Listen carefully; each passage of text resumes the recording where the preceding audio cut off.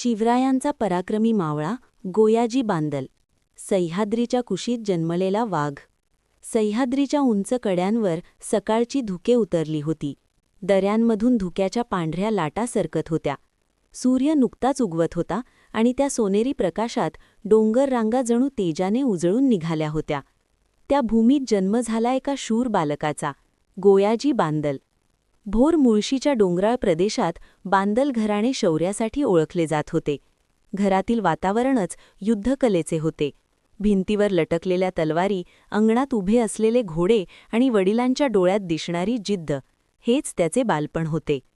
लहानपणापासूनच गोयाजींच्या कानावर एकच नाव पडत असे, छत्रपती शिवाजी महाराज. आई सांगायची, हा मुलगा साधा नाही, शिवबा स्वराज्य उभारत आहेत. एक दिवस तू त्यांच्या सैन्यात जाशील. त्या शब्दांनी त्याच्या मनात ज्वाला पेटली. बालपणातील तयारी. गोयाजींचे बालपण खेळण्यात गेले नाही. त्यांच्या खेळण्यात तलवार होती, ढाल होती आणि डोंगर चढण्याची शर्यत होती. वडील त्यांना म्हणायचे, मावळा बनायचे असेल तर शरीरापेक्षा मन मजबूत असावे लागते. त्यांनी गोयाजींना शिकवले, अंधारात कसे चालायचे, शत्रूचा आवाज ओळखायचा कसा, तलवार कशी फिरवायची आणि सर्वात महत्त्वाचे, निष्ठा म्हणजे काय. गोयाजी प्रत्येक दिवशी सराव करत, पडले तरी उठत, जखमी झाले तरी पुन्हा उभे राहत. त्यांच्या डोळ्यात एक स्वप्न होते, स्वराज्य.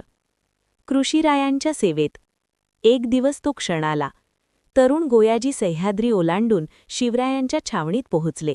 शिवरायांनी त्याच्याकडे पाहिले. त्यांच्या नजरेत ओळख होती, हा मुलगा वेगळा आहे. महाराज म्हणाले, नाव काय रे तुझे? तो छाती ताठ करून म्हणाला, गोयाजी बांदल, स्वराज्यासाठी प्राण द्यायला आलो आहे. महाराजांच्या चेहऱ्यावर स्मित उमटले. प्राण देण्याची वेळ येईल तेव्हा देशील, आधी प्राण वाचवून स्वराज्य वाढव. त्या दिवसापासून गोयाजी मावळ्यांच्या तुकडीत सामील झाले. गनिमी काव्याचे धडे. शिवरायांचे युद्धशास्त्र वेगळे होते. सरळ युद्ध नव्हे तर गनिमी कावा. रात्री अचानक हल्ला, डोंगर रांगांतून शत्रूला गोंधळात टाकणे, थोड्या सैन्याने मोठ्या फौजेला हरवणे. गोयाजी या तंत्रात पारंगत झाले. त्यांनी अनेक मोहिमा केल्या, किल्ले जिंकले, शत्रूच्या छावण्यांवर अचानक धाड टाकली. त्यांचे नाव हळूहळू मावळ्यात आदराने घेतले जाऊ लागले. रणांगणातील पराक्रम. एक वेळ अशी आली की शत्रूने सह्याद्रीवर मोठी मोहीम उघडली. मराठ्यांची संख्या कमी, शत्रू प्रचंड. छावणीत तणाव होता, पण गोयाजी शांत होते. त्यांनी आपल्या मावळ्यांना म्हटले, आपण जिंकण्यासाठी लढतो, पण घाबरून नाही. आपली ताकद आपल्या धैर्यात आहे. रात्र झाली. शत्रूला वाटले मराठे घाबरले, पण मध्यरात्री डोंगरातून आवाज आला, जय भवानी, जय शिवराय. गोयाजींच्या नेतृत्वाखाली मराठ्यांनी अचानक हल्ला केला. शत्रू गोंधळला. मराठ्यांनी वाळ्यासारखी तलवार फिरवली. बलिदानाची वेळ. लढाई भीषण झाली. तलवारींची ठिणगी उडत होती, घोड्यांचे टाप वाजत होते. गोयाजी पुढेच होते. त्यांनी अनेक शत्रूंना पराभूत केले, पण अचानक शत्रूचा एक भाला त्यांच्या छातीत घुसला. ते डगमगले, पण पडले नाहीत. शेवटच्या शक्तीने त्यांनी तलवार फिरवली आणि शत्रूचा सेनापती खाली कोसळला. मावळे त्यांच्या भोवती जमले. ते हसले आणि म्हणाले, स्वराज्य जपा. आणि त्यांच्या ओठांवर शेवटचा शब्द होता, जय शिवराय.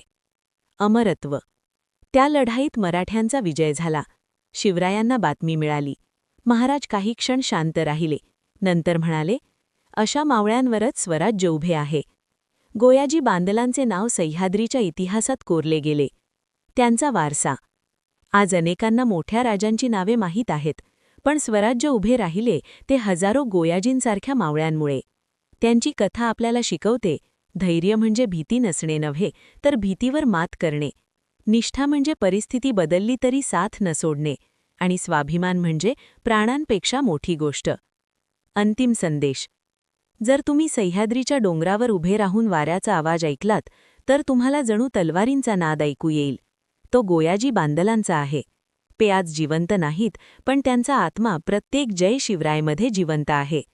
काही लोक आयुष्य जगतात आणि काही लोक इतिहास घडवतात. गोयाजी बांदल स्वराज्यासाठी जगले, स्वराज्यासाठी लढले आणि स्वराज्यासाठी अमर झाले.